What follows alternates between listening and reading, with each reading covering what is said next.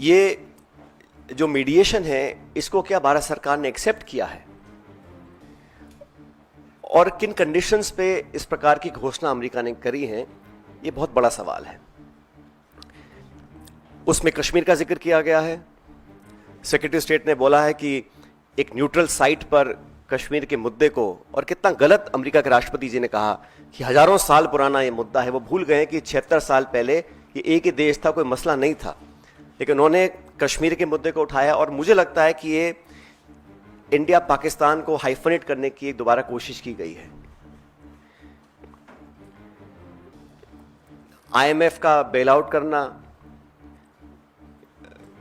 पहले भी back channel discussions होते होंगे, डिप्लोमेसी का अपना एक रोल है दुनिया के हर कोने में, लेकिन इस प्रकार वॉशिंगटन से सीज फायर की अगर घोषणा होती है तो कई सवाल खड़े करता है। भारतीय थल सेना के पूर्व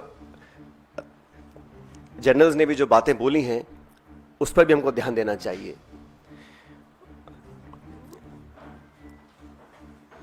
मैं मानता हूं कि सीज फायर की घोषणा के बाद जो कल बॉर्डर पर लगातार वायलेशंस हुए,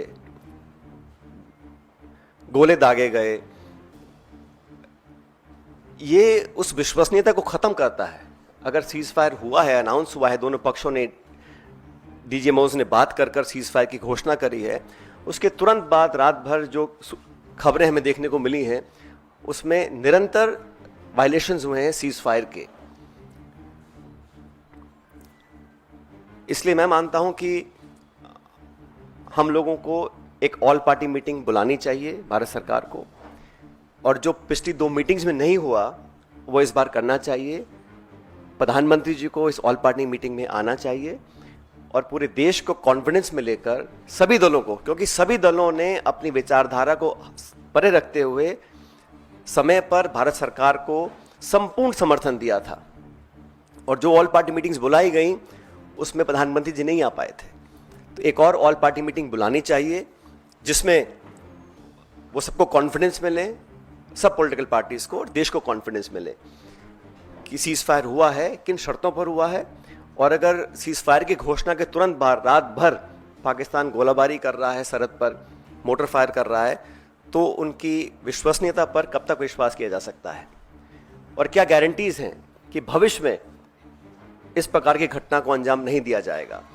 क्योंकि पाकिस्तान की सेना, पाकिस्तान का पॉलिटिकल सेटअप इस देश से बहुत फर्क है, तो वहां पर क्या अश्योरेंसेस हैं, क्या गारंटीज हैं, और क्या विश्वसनीयता बची है कल की ढेर सारी वायलेशंस के बाद, ये एक बहुत बड़ा सवाल है।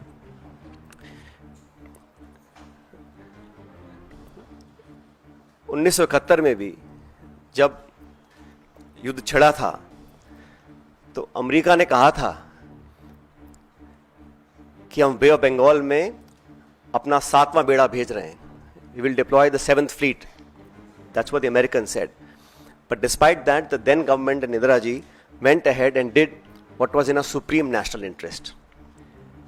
आज हम उनको याद करते हैं कि वो नेतृत्व ऐसा था जहां पर नेशनल इंटरेस्ट को सबसे ऊपर रखा गया।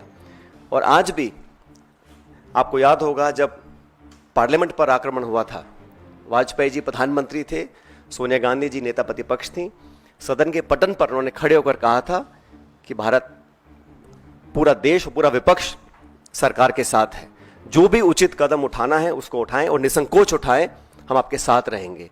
उन्हीं परंपराओं को कायम रखते हुए प्रमुख विपक्षी दल कांग्रेस पार्टी और तमाम दलों ने, चाहे वो खरगे जी हों, राहुल गांधी जी हों, हम सब ने सरकार को पूरा समर्थन दिया था। लेकिन इस प्रकार जो सीज फायर की घोषणा अमेरिकी राष्ट्रपति करते हैं, कुछ घंटे के बाद उसको वेरीफाई पाकिस्तान और इंडिया करते हैं, तो कहीं ना कहीं इस कश्मीर मुद्दे पर भी जो स्टेटमेंट्स आए अमेरिका की तरफ से, उस पर सरकार को अपना पक्ष रखना चाहिए, क्योंकि ये बायलैटरल इशू है। इसका अंतर्राष्ट्रीयकरण करने की जो कोशिश की जा रही है इस पूरे प्रकरण के माध्यम से, मैं इसको ठीक नहीं समझता हूं। एक विशेष सत्र पार्लियामेंट का बुलाना चाहिए और कम से कम 1994 का जो रेजोल्यूशन था उसको दोबारा अडॉप्ट करें और देश के सामने स्पष्ट तरीके से कहा जाए कि no third party involvement will be accepted It is a bilateral issue, and it is India's and Pakistan's issue, and no country, including America, should have a space to intervene in a bilateral issue. अब तक हमारे पिछले कई दशकों की जो foreign policy थी, जो स्टेटेड पॉलिसी थी, वो बड़ी स्पष्ट थी. उसमें कहीं मीडिएशन का, नेगोशिएशंस का, थर्ड पार्टी इन्वॉल्वमेंट का कोई स्कोप ही नहीं था, चाहे कोई प्रधानमंत्री हो, कोई सरकार हो. लेकिन जो अमेरिका का स्टेटमेंट आया है,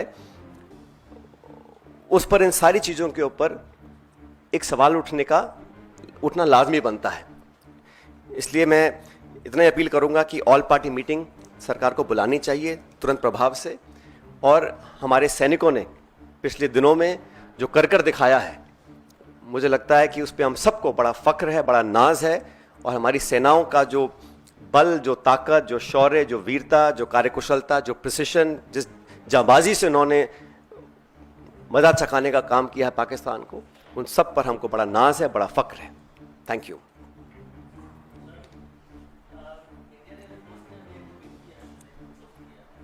उसमें उन्होंने कहा है कि ऑपरेशन सिंदूर अभी जारी है और जो भी नेशनल ऑब्जेक्टिव था उसको उन्होंने पूरा किया है, लेकिन एक बड़ी बात कही कि अभी जारी है ऑपरेशन सिंदूर.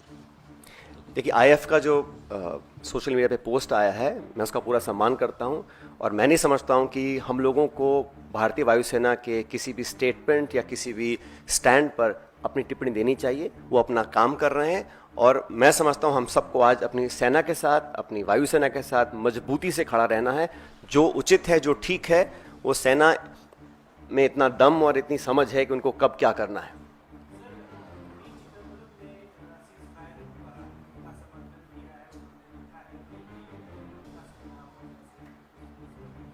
मैंने कहा ना, सीज फायर दो पक्षों का होता है, लेकिन मुझे चिंता इस बात की है कि जिस प्रकार अमेरिका ने पहल कर सबसे पहले अचानक इसकी घोषणा करी, तो क्या परिस्थितियां थीं, क्या वो मुद्दे थे जिनको लेकर अमेरिका इतनी बड़ी पहल कर सकता है बिना पाकिस्तान, हिंदुस्तान के इस बात की पुष्टिकरण करे.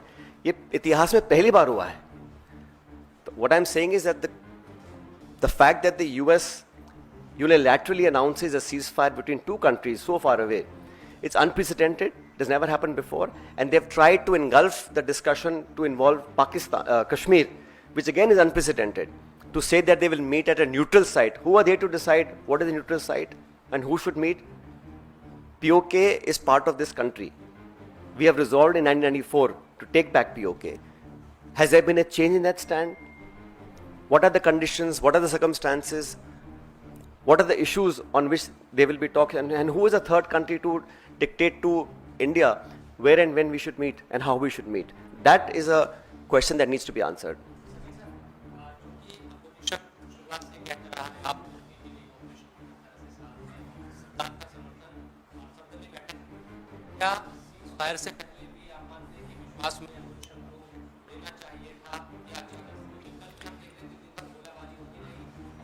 फायरिंग हो रही है, सब चीजें, और शाम 5 बजे आता है.